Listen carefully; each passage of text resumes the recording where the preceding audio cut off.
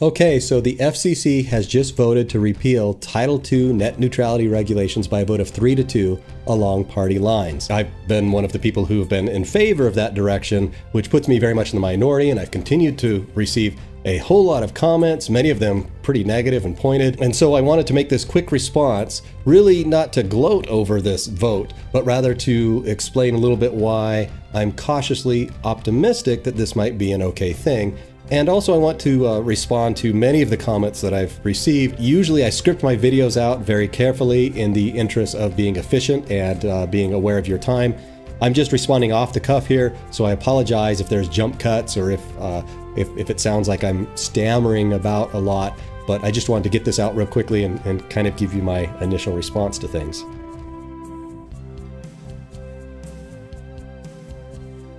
So the first thing I want to say is, everybody please just calm down a little bit in regards to the whole net neutrality issue.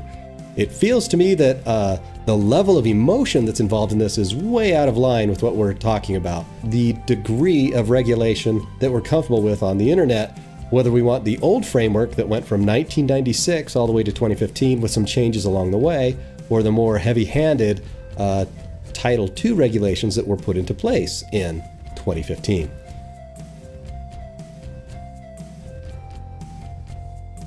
So I've often wondered, why is it that people are so worked up, so emotional about this? And a lot of it seems to me like it was prompted by comedians like John Oliver. I mean, so I sometimes watch John Oliver, and I think that he can be funny, but I keep in mind that John Oliver is a comedian and not a journalist. John Oliver gets a lot of things wrong when you go back and fact check him. In fact, I'd like to remind people of, John Oliver, way back when Donald Trump was considering a run for the presidency, he encouraged him to do that because he thought it would be a hoot. In fact, he said he would be the first one to donate to his campaign. And then, of course, Trump did run.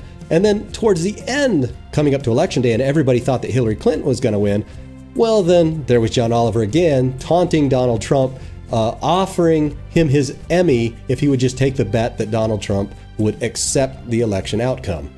Everybody laughed at this, but you gotta wonder, who's laughing now, John? So I should probably point out that I didn't vote for Donald Trump and I didn't vote for Hillary Clinton. I voted for Gary Johnson because he was closest to my own political opinions, even though he's imperfect and there were a lot of issues I had with him. But when it was the choice between the lesser of two evils, the worst candidate in history and the second worst candidate in history, I decided it's probably worthwhile to vote for a candidate that I mostly believed in, even though I knew full well he was going to lose.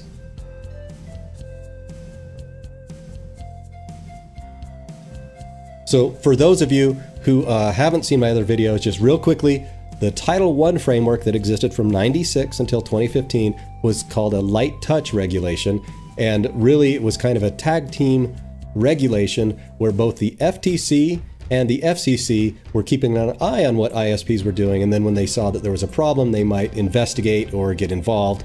And then what changed in 2015 is that we moved over to Title II regulation, which took the FTC out of the picture, moved it so that everything would go through the FCC, with the idea that with the more heavy regulation, ISPs wouldn't be able to get away with as much as people perceived they might have been doing back under Title I. So at the end of the day, I think we're talking about a difference in regulatory frameworks. Under Title I, it's more about ISPs interacting more directly with their consumers with oversight from both the FCC and the FTC, and that's what seems to have worked pretty well for the history of the internet. On the other hand, under Title II, it's all about the government, bureaucrats, and regulators deciding what is best for consumers as they see fit.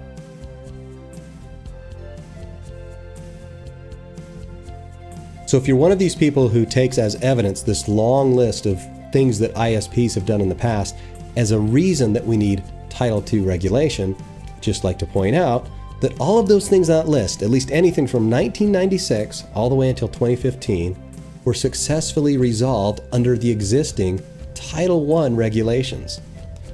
In a way, what you're saying is, look at this long list of all the things that Title I successfully fixed. I feel like you're almost making the case for keeping Title I because they were addressing these issues under Title I. Title II, the more heavy-handed regulation, may prevent those things from cropping up in the first place, but you need to ask yourself, what's the trade-off?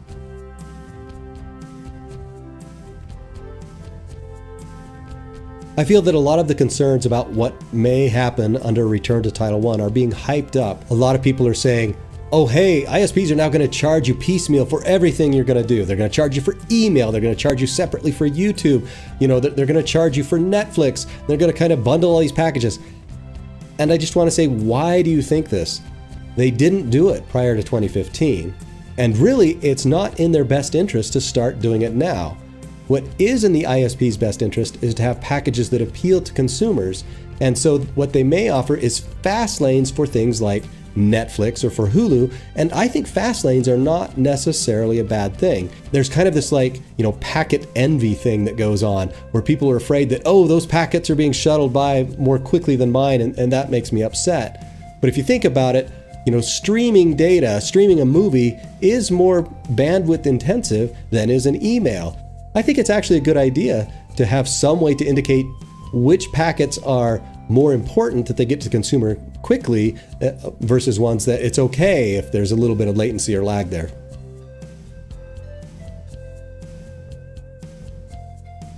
Something else that comes up frequently is this comparison between the absence of net neutrality and how Portugal has structured their various internet services. As Snopes has pointed out, this comparison isn't fair, that it actually doesn't represent how things work. Portugal actually does have some net neutrality laws in place, but for a variety of reasons, as you can read in the article, it's not a good comparison at all.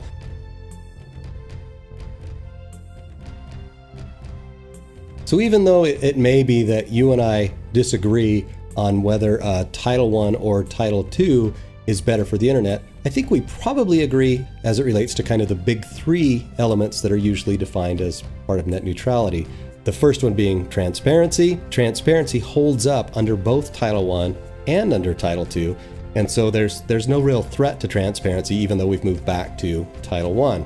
The second is no blocking. I think it's important to remember that under Title I, there are very few, if any, instances of ISPs actually blocking websites or blocking content. You know, your ISP is a broadband provider. They're really just interested in the data packets that get served. They really don't care as much about the content generally. They just care about the bandwidth, right?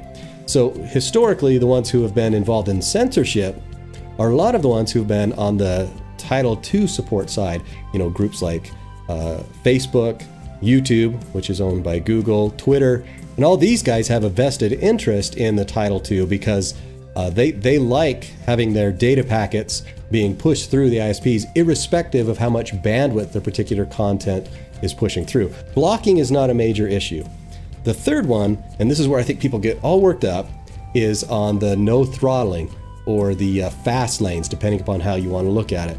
And we can see an instance of this in the John Oliver piece where Comcast temporarily slowed down some of the traffic coming out of Netflix as a way to bring Netflix to the negotiating table. We do know that there is a history of this.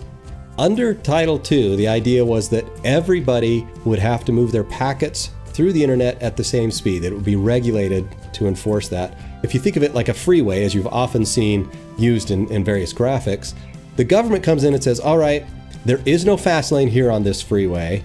Everybody's going to move at exactly the same speed. You can't pass anybody else. Everybody moves 45 miles an hour or whatever the setting is, and we're all going to just get there together. Under Title I, the opportunity exists for ISPs to provide fast lanes.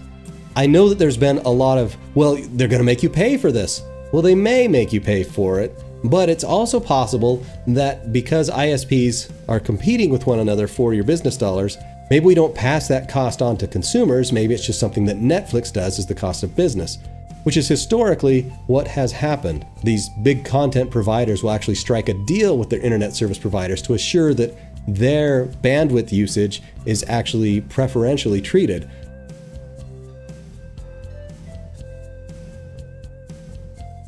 Under the new transparency guidelines that will be in place, the FTC, the ones who are advocates for consumers, have stated very clearly that an ISP that throttles may be committing fraud, because if they've made promises to their consumers that they will not throttle, that they have an expectation of certain bandwidth speeds, if the ISP then does throttle and the FTC finds out about it, well, they can get in trouble.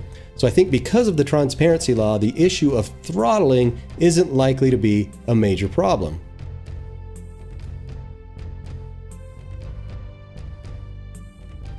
Also, as somebody who plays games, I like the idea that maybe an ISP will come up with some sort of program that says, hey, we've got a special thing now for gamers which reduces latency and lag so that your gaming experience is improved.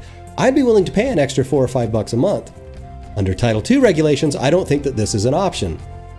Under Title I regulations, it's something that we could at least consider, and I think that would be to the benefit of consumers. I think we should keep in mind that ISPs may offer various fast lanes without charging the consumer anything more, that instead they're offering them as a way to entice consumers to come over and use their service. We see this quite a bit now in the mobile space, so I don't see any reason not to think that they wouldn't also do it in the home space.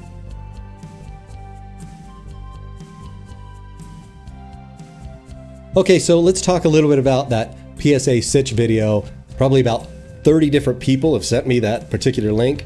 I've watched it. I've actually corresponded just a tiny bit on Twitter with PSA Sitch, and I think his video is, entertaining, very well put together.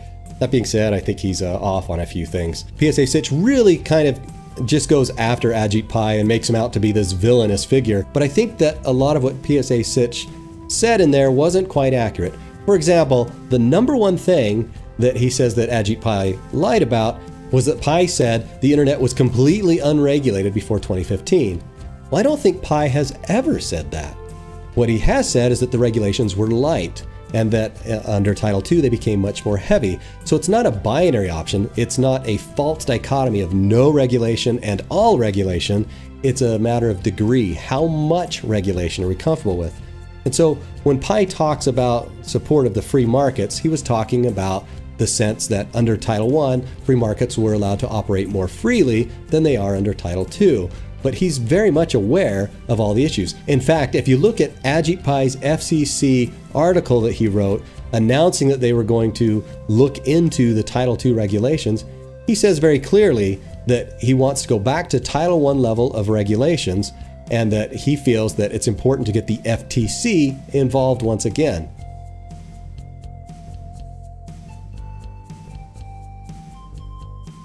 Also on the topic of Ajit Pai, it comes up quite often in my comments, notes along the lines of, hey, did you know he worked for Verizon? Yes, I do know he worked for Verizon. He was a lawyer there for a few years, and he hasn't tried to hide that. It's actually on his profile page. But what I'd like to point out is that, first of all, it's not that big of a deal if somebody works both in public service and in private service. It's good to be both sides of it. And that many of the other people who work for the FCC have also been on both sides of the wall. If you look at the current commissioners, one of them used to run a newspaper for about 14 years. Two others have also been lawyers dealing with communications issues. If you look at Thomas Wheeler, who was the chairman who instituted the Title II regulations, he was actually a lobbyist for cable TV for years before he came into the FCC. Having this experience in both the public sector and the private sector isn't necessarily a bad thing.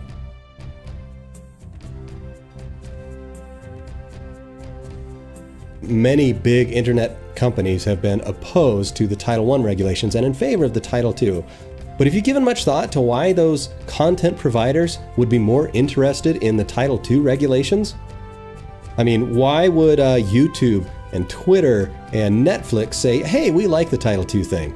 So let me suggest to you that that's actually in their best interest because they are the content providers. They don't have to build infrastructure to support high levels of content that they're pushing out. All they have to do is provide the content, and then it's up to the ISP to get it from them to you as the consumer. They like the idea that they don't have to work with ISPs to cut some sort of deal for their higher bandwidth requirements because the FCC has come in and said, hey, you have to treat all data packets the same. And so if Netflix is burning up all the bandwidth on this, well, it's up to the ISP to broaden their bandwidth to make sure it all gets through at the same speed, and Netflix doesn't have to do anything about it. On the other hand, if you look at it from the ISP's perspective, they may say 80% of our bandwidth is over here being used by Netflix. Shouldn't Netflix be at least partly responsible for the bandwidth that they're using? So another thought that has come to mind as I've thought about this is, do you guys remember back in about 2012 when there was all this hubbub about the SOPA and PIPA acts that were then being proposed? Now, these were acts that were supposed to help prevent piracy and protect the intellectual property of, say, music companies or films. There was pretty much a universal outcry for, no, don't come in and regulate our internet to try and stop piracy. I feel like we were all in agreement that that would be a bad thing. But then we come around to this new Title II regulation, and a lot of people switch sides. Now they're like, oh, we were against government regulation on SOPA and PIPA, but we're all in favor of it if you're going to go stick it to the ISPs.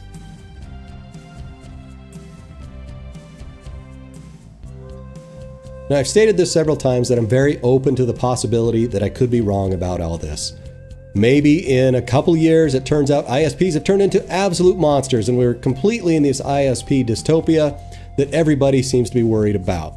In that case, I'll be on your side and get Title II regulations implemented again. But at the same time, I don't feel like it's going to be necessary. I feel that with the transparency that has already been held up in the court of law, with the FTC back in there saying they're willing, ready, and able to investigate claims of fraud, with the FCC still in play, watching over things, I think that we're actually going to see a boom in the internet.